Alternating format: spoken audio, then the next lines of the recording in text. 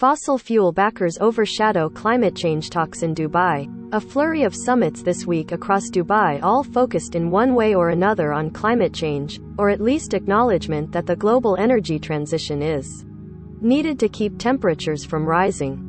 316. Dubai, United Arab Emirates. A flurry of summits this week across Dubai addressed the threat of climate change, or at least acknowledged that a pivot away from fossil fuels toward cleaner sources of power is needed to keep temperatures from rising. The glaring fault lines, however, lie on when and how to achieve this. For fossil fuel producers, like the United Arab Emirates, which hosted the gatherings, more investments, not less, are needed in oil and gas. We definitely at this time need to include all available resources, UAE Minister of Energy, Suhail Al-Mazrouei, said at an energy forum in Dubai. We cannot ignore or say we are going to abandon certain production. It's just not the right time, whatever reason you have, he said, adding that doing so would make prices too high for millions around the world. It was a drumbeat echoed throughout the week in Dubai, reflecting the prominent voice fossil fuel producers are seeking to have in the global climate change conversation. It rang out at the Atlantic Council Global Energy Forum, the World Government Summit, and a UAE-sponsored Climate Week in partnership with the United Nations. OPEC Secretary-General Mohammed Sanusi Barkindo said that in the upcoming UN climate talks, known as COP27, in Egypt and next year's COP28 in the UAE, producers can address issues around inclusiveness to ensure no sector is left behind, to address the issue of investment in the industry and to reassess he said limiting global temperature rise to no more than 1.5 degrees Celsius, 2.7 degrees Fahrenheit, and the role of oil and gas, are not mutually exclusive. That amount of warming compared to pre-industrial times is a benchmark, and scientists say warming beyond it will expose people worldwide to far more extremes. To drive home the argument, proponents of more fossil fuel investments pointed repeatedly to current high oil and gas prices as reminders of the global demand for oil. There was near derision at times that countries like the United States, the UK and others are calling for fossil fuel use to ramp down in the long term, but also pleading for more oil to bring down prices for consumers. The United Nations Intergovernmental Panel on Climate Change and other international bodies have said that to address climate change there should not be new investments in fossil fuel infrastructure, and that the fuels, which are mostly responsible for climate change, must phase out over time. That was reiterated in a 350-page report this week by the International Renewable Energy Agency that said the world must take radical action by investing $5.7 trillion each year through 2030 to shift away from fossil fuels. IRENA, which happens to be headquartered in the UAE capital of Abu Dhabi, said investments of $700 billion should be diverted away from the fossil fuel sector each year. The energy transition is far from being on track, and anything short of radical action in the coming years will diminish, even eliminate, chances to meet our climate goals, said Francesco La Camera, the Director General of IRENA, when the report came out.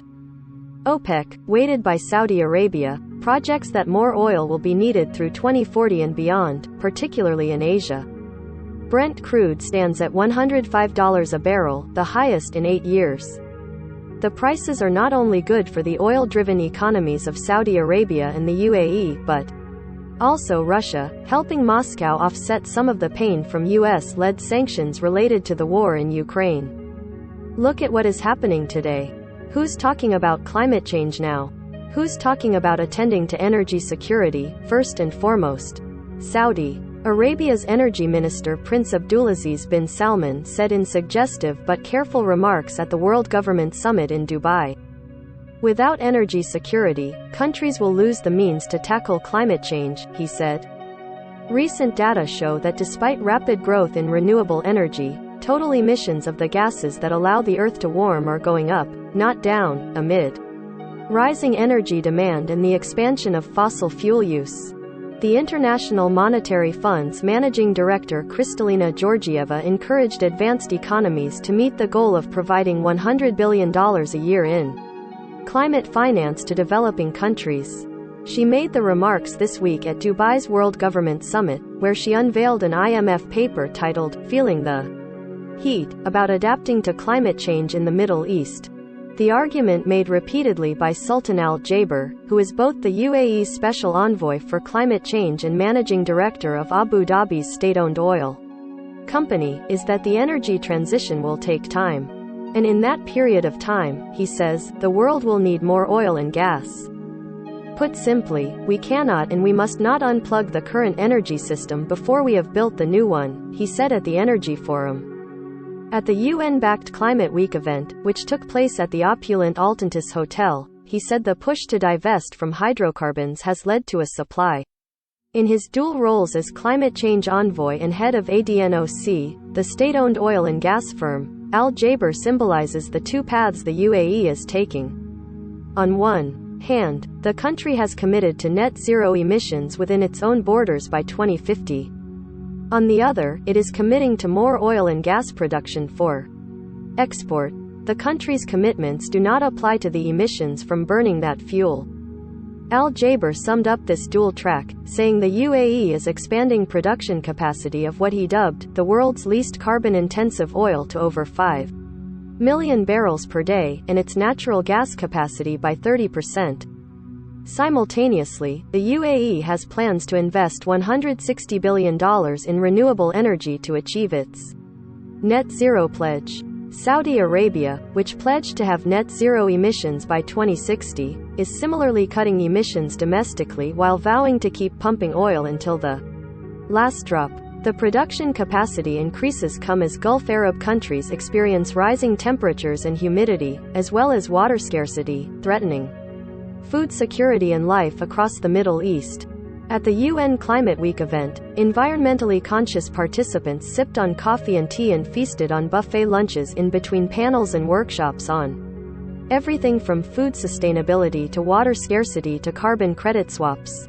It left Yara Weil, 23, from Alexandria, Egypt, excited for her country's turn at hosting this year's major global climate summit, but she was also left baffled. She works with Egypt's Banlastic, which aims to end single-use plastic, and this was her first trip outside Egypt.